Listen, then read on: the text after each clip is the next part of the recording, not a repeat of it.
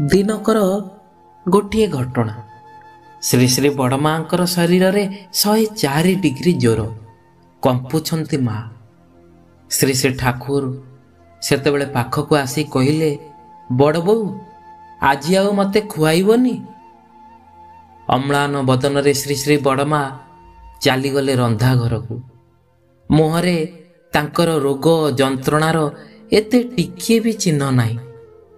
ରନ୍ଧାକର୍ମ ବ୍ୟସ୍ତତା ମଧ୍ୟରେ ହିଁ ତାଙ୍କର ତାପମାତ୍ରା କେତେବେଳେ ଯେ ଓହ୍ଲାଇ ଆସିଲା ସ୍ୱାଭାବିକ ଅବସ୍ଥାକୁ, ତା ବି ଜାଣିପାରିଲେନି। ତାପରେ ଶ୍ରୀ ଶ୍ରୀ ବଡ଼ମା ରାନ୍ଧି କରି ଶ୍ରୀ ଶ୍ରୀ ଠାକୁରଙ୍କୁ ଖୁଆଇଲେ। ଶ୍ରୀ ଶ୍ରୀ ଠାକୁରଙ୍କ ପ୍ରତି ବଡ଼ମାଙ୍କର ଶ୍ରଦ୍ଧା ଓ ଭଲ ପାଇବା ଆମମାନଙ୍କ ଭଳି ସାଧାରଣ ଲୋକଙ୍କ ବୋଧର ଅଗମ୍ୟ। ସେ ପରମ ପୁରୁଷଙ୍କର ଅଙ୍ଗ ଜ୍ୟୋତି, ସମ ବିପରୀତ ସତ୍ତା। ଲୀଳା ସଙ୍ଗିନୀ ରୂପେ ହିଁ ତ ସେ ଆବିର୍ଭୂତ ହୋଇଛନ୍ତି। ସ୍ୱାମୀ ହିଁ ତାଙ୍କର ଯଥାସର୍ବସ୍ୱ ପ୍ରାଣଧନ।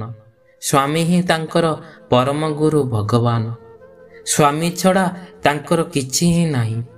ସ୍ୱାମୀଙ୍କୁ କେନ୍ଦ୍ର କରି ସଂସାରରେ ପ୍ରବେଶ କରିଛନ୍ତି। ସ୍ୱାମୀଙ୍କୁ କେନ୍ଦ୍ର କରି ହିଁ ନିଜର କରି ନେଇଛନ୍ତି ସମସ୍ତଙ୍କୁ। ସ୍ୱାମୀଙ୍କ ମନୋବୃତ୍ତିଆ ସାରିଣୀ ସେ।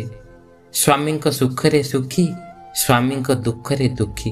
ସ୍ୱାମୀ ହିଁ ତାଙ୍କର ଅସ୍ତିତ୍ୱର ସବୁ କିଛି। ଶ୍ରୀ ଶ୍ରୀ ବଡ଼ମାଙ୍କ ଚଳନୀ ଓ ଚରିତ୍ର ଯଦି ସମଗ୍ର ନାରୀ ଜାତି ତାଙ୍କ ଜୀବନରେ କିଛି ମାତ୍ରାରେ ଚରିତାର୍ଥ କରିପାରନ୍ତି, ତାହେଲେ ଆମ ଏ ସୁନାର ସଂସାରରେ ତିଳେ ମାତ୍ର ଅଶାନ୍ତି ଆସନ୍ତା ହିଁ ନାହିଁ।